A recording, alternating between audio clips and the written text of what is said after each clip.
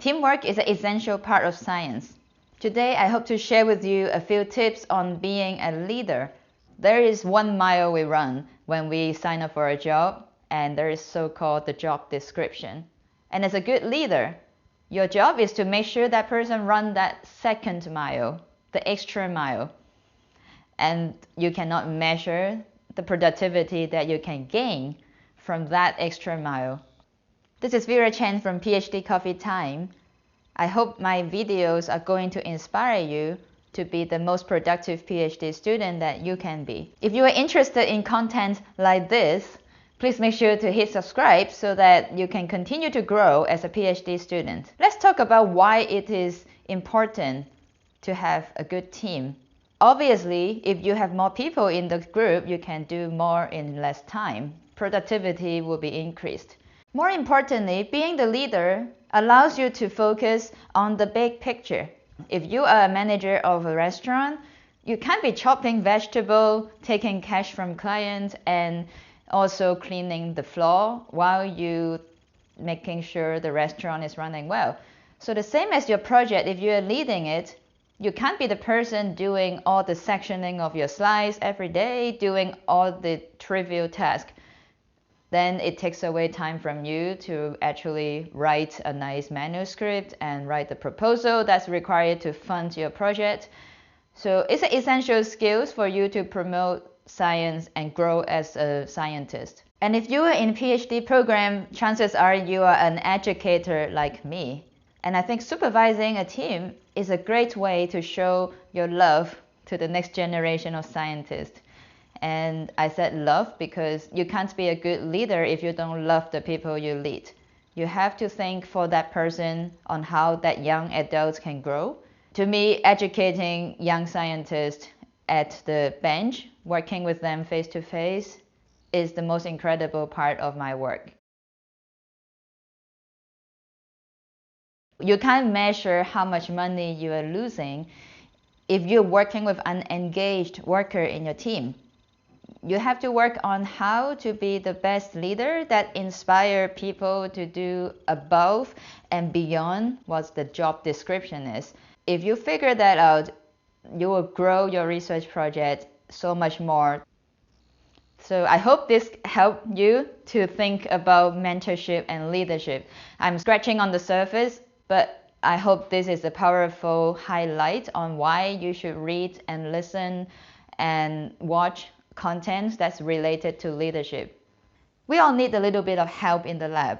Students are wonderful to delegate. You have to consider how much time does it take to train this person on this one skill set, and how much time is it going to save you in the future if you delegate this task to the student. There's always a balance between how much time you will save, but on the same time you spend time on teaching. So you have to consider what is beneficial to teach and does it really save you time. It's so easy to make a student just do dishes in the lab every day and just let that student hate being in the lab. An activity that I always do if I bring in anyone is I write a 2-page proposal to myself. What are these learning activities that I would like to engage them to do? And that could save me time, but at the same time, it can be a teachable lesson for the student. That can be biostatistical analysis, that can be researching references online and writing a simple summary of what they have read. Doing some technical work in the lab can also be a teachable objective, but have a plan for your student. When a student comes in, they need the structure to do the work. Write out your expectation and be very bold and clear. We talk about how to have a common expectation with your advisor. When you advise students, it's the same way. Proactively write your expectation, discuss it with the student so that you can understand if that student is accepting to that expectation or if it is going to be unachievable because perhaps you forget how long everything could take, or maybe there are more troubleshooting needed. But everyone is different in the training process, and being a mentor, you have to be prepared to be adjusting. Maybe someone's working extremely fast and you have to increase the objective so that that person is keep challenging themselves. Or if something is more challenging than expected, then you have to fine-tune what are the strategy to troubleshoot. Setting an expectation on how often you're going to meet and what are the deliverable, like bullet point emails, and how would you like them to report to you, is going to reduce a lot of guessing. And that person will thank you and they will know to leave you alone. If you are unavailable, they won't blame you for being unavailable. It's like in a lecture, you are setting the ground rule: no eating, no drinking, no cell phone. These are the ground rules you would perhaps set when you are teaching in a lecture. You have the responsibility to set the ground rule, not only in the lab, no eating or drinking in the lab, and wear protective clothing and gloves. Those are the ground rule. Whatever is suitable for your project, you have to make a list. Don't hesitate to lay those rules down on the first day, because that will save a lot of frustration in the future when you have to discuss what is to you as a common sense may not be obvious to a young person who is new to science. Use respectful language.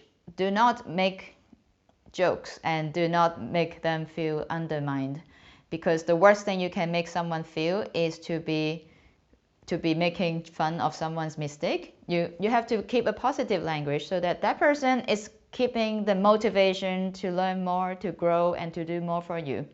And I advise to keep a professional relationship with that student. As a scientist, we are all trained to be overly critical. It's important that we correct bad behavior and mistake. How to do that? There is a sandwich. You do a positive sentence. I noticed you've been working really hard these days. I observed that you have made a lot of mess and they are somehow not clean by the night when you leave. I believe you will change this behavior in no time. Sounds so much better than just saying you make a mess and you are the worst student. Think of what the language is the easiest and most effective in communicating that problem, and will that cause a behavior change? You have to ask yourself these questions before you talk to the student.